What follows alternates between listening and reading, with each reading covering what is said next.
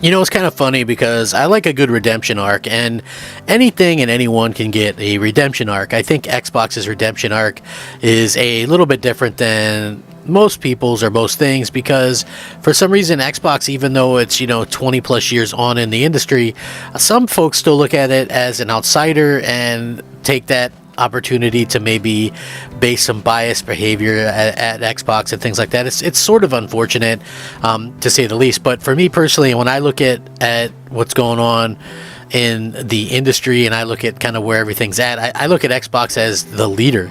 I don't look at Xbox as a follower or doing bad or this or that, because Microsoft has transformed this platform into something that is viable and that is successful, and they make more money now than they ever have, despite them not selling as many consoles as they have in the past. So it's super interesting to see kind of a redemption come this way. Like, people can search for reasons to hate Xbox, but they really have a hard time finding reasons, to be quite honest about it. That you can't go, oh, well, they have no games, because they do. You can't go, oh, well, they don't have any quality games, because they do.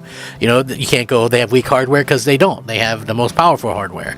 So it is nice to see this kind of stuff, and we're seeing it. Obviously, we are like around the anniversary of these Xbox consoles launching. It was like the original Xbox anniversary a week or so ago, Xbox 360, Xbox One a decade ago. Hard to believe, a decade ago I was lining up to GameStop for a midnight launch of an Xbox One, and I bought the Xbox One. I went with my brother. Some of you guys know him, Hellhammer. We used to podcast together all the time here, but we both went up to the midnight launch, got our Xbox Ones.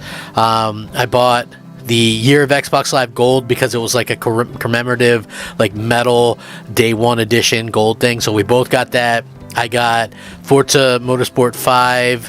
I got Rise Son of Rome, Call of Duty Ghosts. What else did I bought Killer Instinct, but that was a digital thing. I bought Dead Rising 3. I think Assassin's Creed 4. I bought a bunch of games, man. It was like a crazy launch. And then I got home and I installed Rise and downloaded Killer Instinct, and I just stayed up all night gaming, even though I had to work the next day. But yeah, just such a fun time.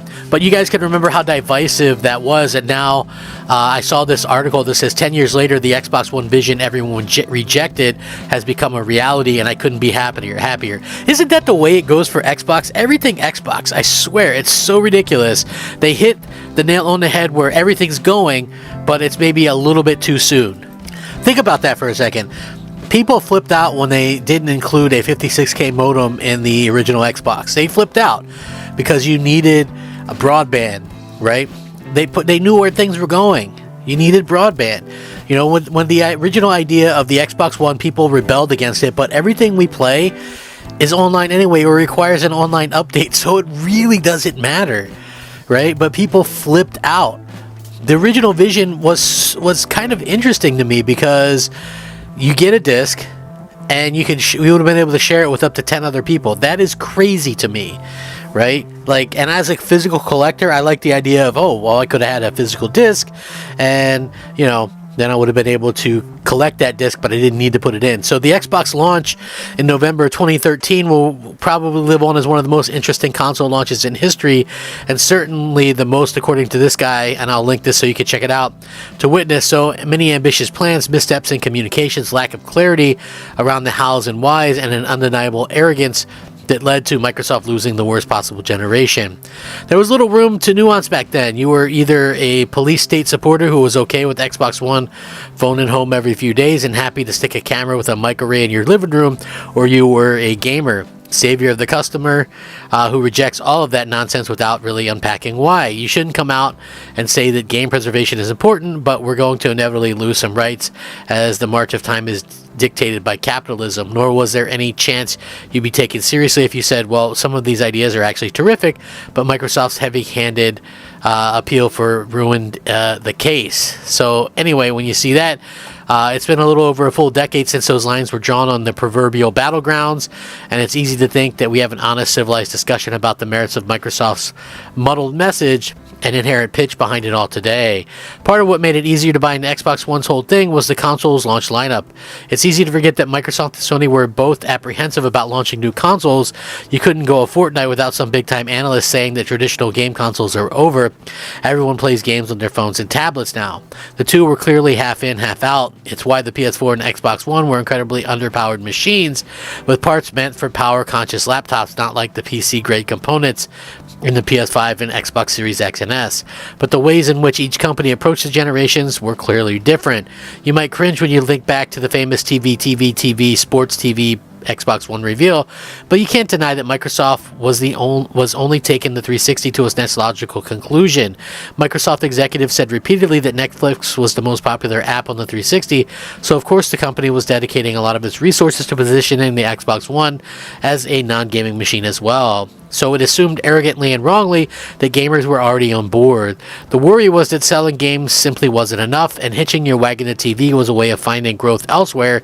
It's quite similar to the dilemma of live service for single-player offline games that publishers grapple with to this day.